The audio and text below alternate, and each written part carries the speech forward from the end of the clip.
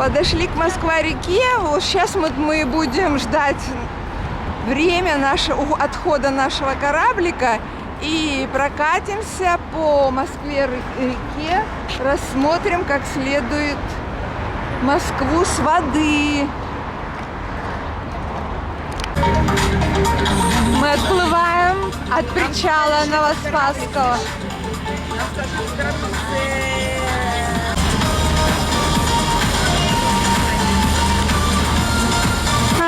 В веке не было, слева и справа от моста стояли высокие крепостные стены.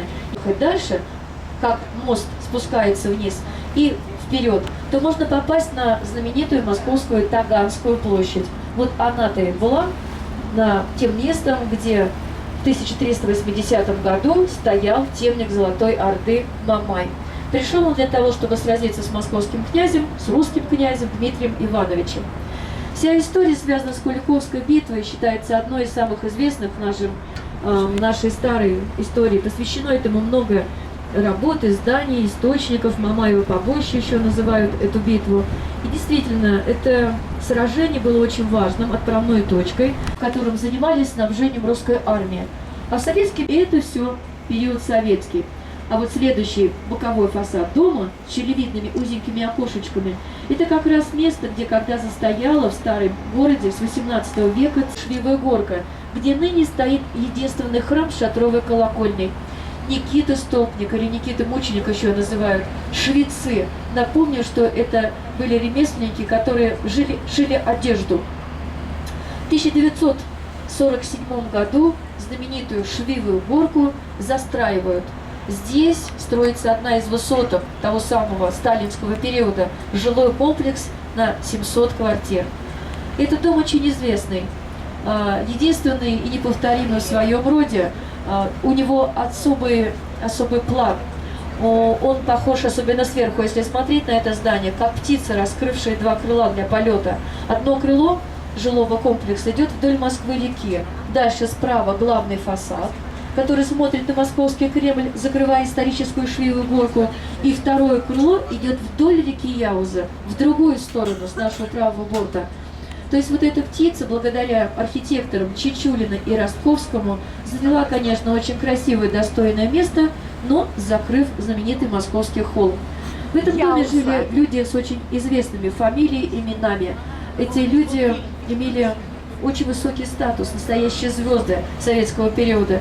Говорили о том, что звездность на 1 квадратный метр среди жильцов в этом знаменитом Рождественский, Андрей Вознесенский, Михаил Жаров, Людмила Гурченко, Марк Бернес.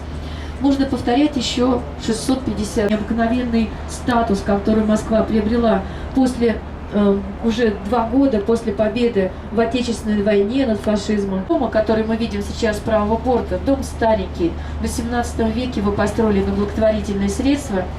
Был общий проект Екатерины II и ее фаворита Ивана Ивановича Бецкого. Это один из первых в России воспитательных домов, построенных на средства благодетелей и для детей, у которых не было родителей. То есть он так и называется — сирот. В времени размещалась военная академия. Старое название имени Дзержинского, а новое, которое вошла в историю московских наводнений. Набережная называется Раушками.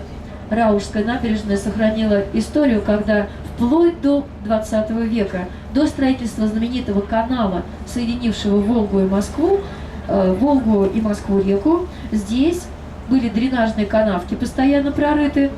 В отсутствие высоких гранитных берегов, которые появились в начале только 20 века, прерывали канавки в Старой Москве для того, чтобы увести лишнюю воду во время наводнения в болото. Остров с нашего левого борта, вдоль которого мы проходим, так и назывался Балчуком, болотным. Но уже в 19 веке здесь на Раушках появилась вот эта знаменитая электрическая станция. На крыше этой станции стоят трубы серебряного цвета. Первая по статусу, которая до сих пор работает на Московский Кремль. Делает электрический ток и тепло. ТЭЦ номер 1. До перестройки на длинном фасаде этой теплоэлектростанции существовала достопримечательность, которую все читали, ехавшие каждый день на работу и проходившие по Москве-реке. Был лозунг, который сказал: вождь мирового пролетариата Владимир Ильич Ленин. Коммунизм – это советская власть плюс электрификация всей страны. Вдоль Москворецкой набережной и воочию видим, что здесь ведется большое капитальное строительство. На месте стояла прямо в центре старейшего московского района Зарядье и называлась «Россия». Вмещала гостиница 5800 человек, самая большая в мире, за что попала в книгу рекордов Гиннесса. Вот на месте этого места, знаменитого района Зарядье, сейчас возводится еще один в будущем знаменитый парк мирового уровня. Как говорят, парк будет самым современным по технологиям на 15-20 лет вперед. А когда-то здесь жили купцы-ремесленники, потом ремесленников отселили за Яузу, где мы с вами видели Швивую горку, вот туда, в тот район, а здесь остались только купцы. Здесь была самая главная территория после Московского Кремля. Все было свое, город в городе. Не случайно этот район Зарядье даже защищала специальная Китай-городская стена. В этом районе много было что интересного: монетный двор, таможня, тюрьма своя. А вот дальше мы с вами проходим сейчас под Большим Москворецким мостом, и с правого борта видим знаменитый московский храм. Необычного образа, восточного, каждый купол восточный тюрбан, и роспись не напоминает нам нет одинаковых двух. Этот храм не случайно называют Василий Блаженный. Это одно из имен Ивана IV Грозного. Храм был построен в честь победы возвращения Иваном IV земель, принадлежавших ему по праву, земли Казанского каганата. Поэтому и церковь величали, это была великая победа, величали иностранцы по-особенному. У нас Василий Блаженный, а они говорили о нем как о московском Иерусалиме. С нашего правого борта мы сейчас идем вдоль центральной Кремлевской набережной, вдоль нее проходит южная стена Московского Кремля. Ну а с левого борта, за розовой колокольней, красивой достопримечательностью набережной, спрятался храм, который видно только на короткое время. В щелочку между зданиями храм освящен в честь Софии Премудрости Божией, поэтому вся набережная с левого борта красиво называется Софийская. Вот следующее здание с левого борта с таким зеленым куполом. Сейчас главный штаб-квартира нефтяной компании «Руснефть». В советское время здесь было Министерство нефтяной и газовой промышленности, а еще в XIX веке было бесплатное общежитие для малообеспеченных. Так этот дом и назывался «Дом бесплатных квартир для вдов и сирот». Этот дом построили благотворители, без своих средств, купцы-кожевенники, братья Бахрушины. С нашего правого борта мы сейчас видим всю красоту соборной площади Московского Кремля. Каждый собор, каждый храм – отдельно стоящий музей. Самый высокий колокольня Иван Великий, первое здание.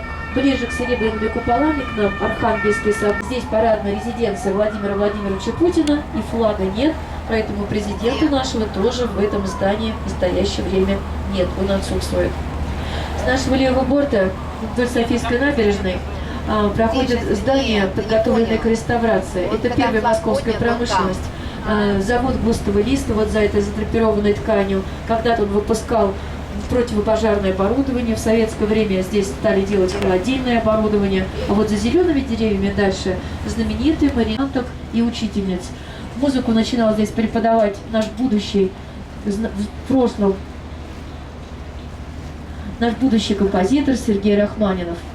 Самый последний маленький домик в конце Софийской набережной, здание тоже задрапировано для реставрации.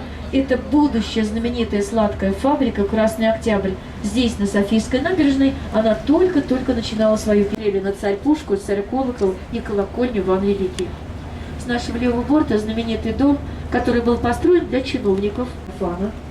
Здесь, в этом доме, 505 квартир было построено. Свой был театр эстрады, бывший клуб «ЦИК». С другой стороны был свой кинотеатр «Ударник». Внутри комплекса все, что нужно было для жизни. И булочная, кондитерская, и фабрика кухня, и почта, телеграф, телефоны, салон красоты. И даже Сбербанк был тоже свой. Дело в том, что этот дом был построен по специальному распоряжению. Всегда было много, мест не хватало, поэтому прошлого века. За домом чиновников с левого борта дальше белокаменная Москва, чудом Сахарской, и мостик называется Патриарший. Идет прямо ко входу в знаменитый храм, который мы с вами видим сейчас с правого борта. Храм сохранил только свое старое имя Христа Спасителя. Когда-то на этом месте был первый храм Христа, построенный в течение 44 лет на народные средства в честь победы над Наполеоном. Но в 30-е годы советской власти этого храма не стало. С нашего правого борта угловое здание из красного кирпича. Его фасады сплошь украшены, выложены красивыми полевными изразцами, а сюжеты очень хорошо известны русских народных сказок. Вот за эти сюжеты дом в Москве их прозвали «Дом сказка». Принадлежал он известным владельцам Перцову. И еще с нашего правого борта, вот вчера только открыли драпировку, вот этот красивый русский терем, знаменитый особняк мецената-коллекционера Цветкова, который коллекционер построил благодаря проекту Виктора Васнецова, художника очень известного, который написал знаменитую картину «Три богатыря».